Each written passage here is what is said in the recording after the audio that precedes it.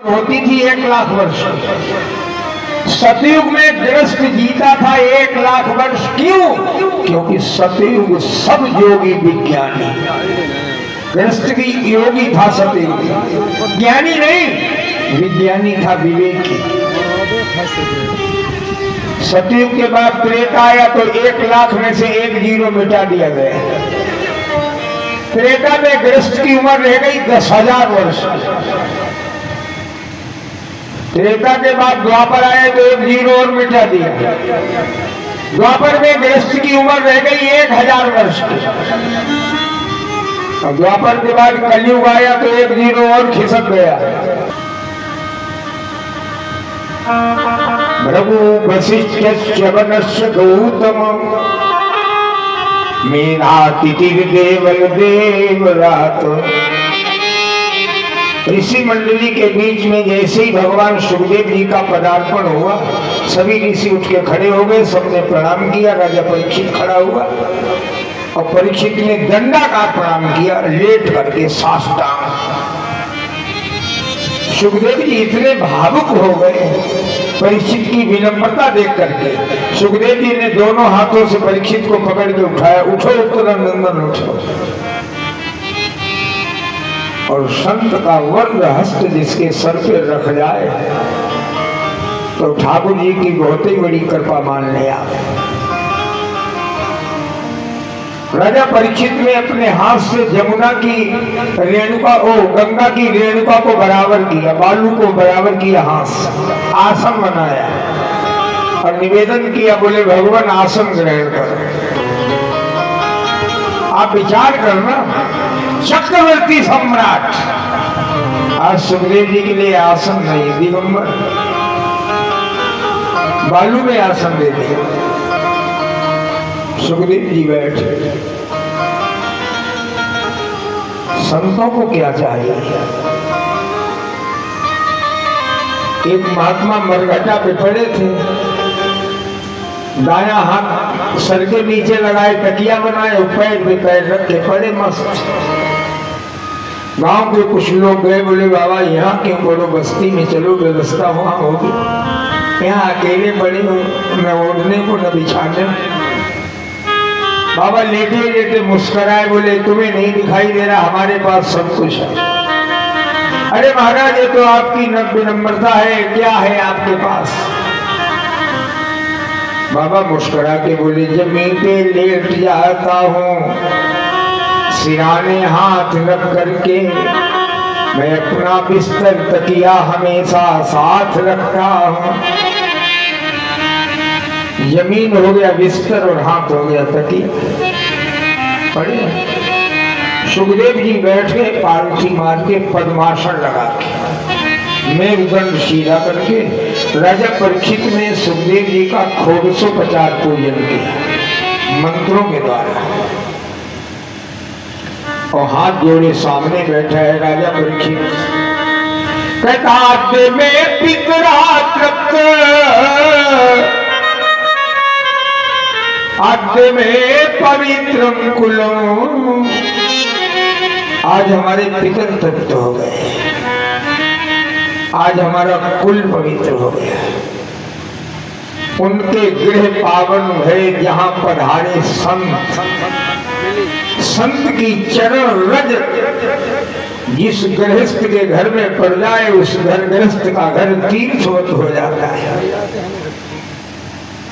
आज मैं धन्य हो गया, मेरा जीवन सफल हो। और राजा परीक्षित ने सुखदेव जी की स्तुति गुनगुनाई, हाथ जोड़ करके। परीक्षित कह रहा है भगवत कथा सुनाने वाले,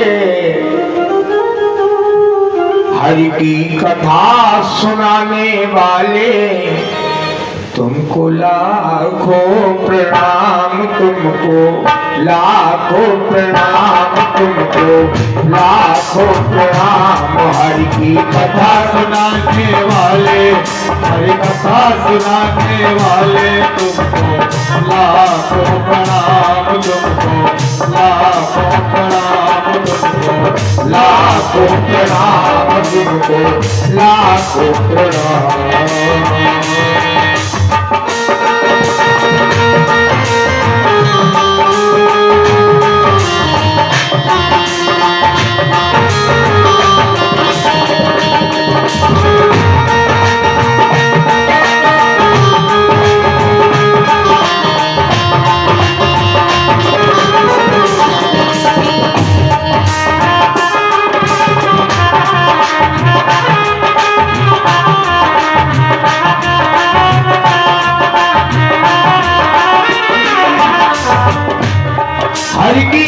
सुनाने वाले बैठ जा,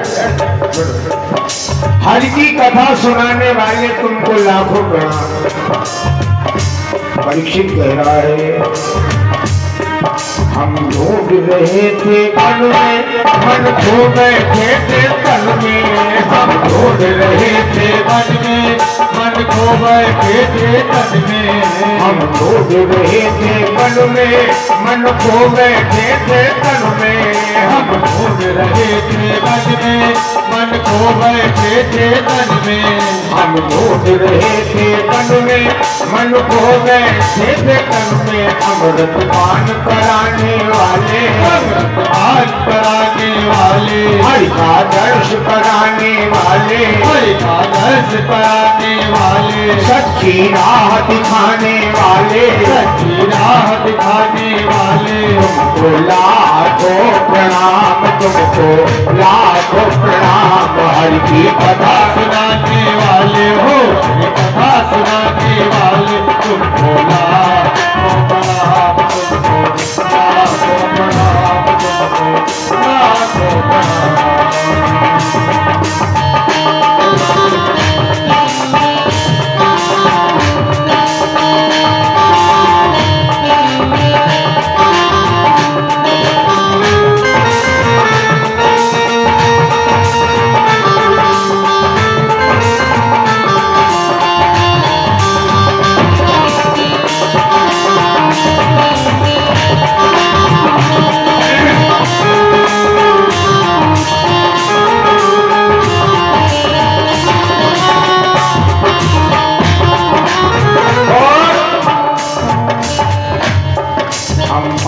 तेरा क्या पावे, बस शीश झुकाए ही गावे। हम पार तेरा क्या पावे, बस शीश झुकाए ही जावे। हम पार तेरा क्या पावे, बस शीश झुकाए ही जावे।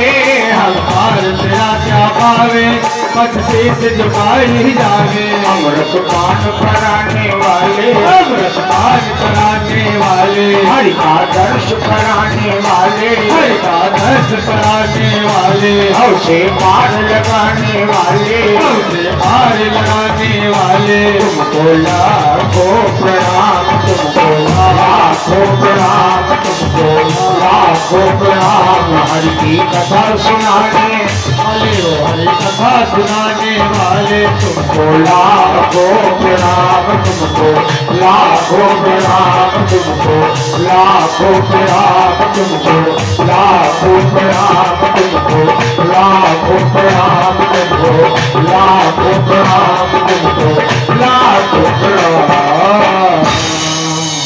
बोलिए राजा रामचंद्र भगवान की जय।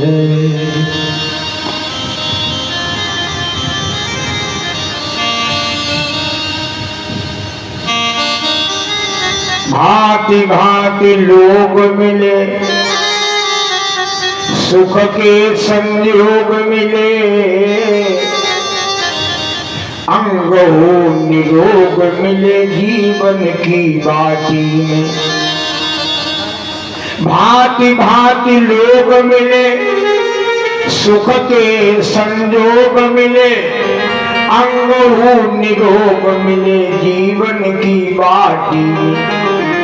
पूरन मन काम मिले, सुख और धाम मिले। राम ना मिले तो सब काम मिले माटी में। राम ना मिले तो सब काम मिले माटी में। बोलिए सीताराम भगवान की।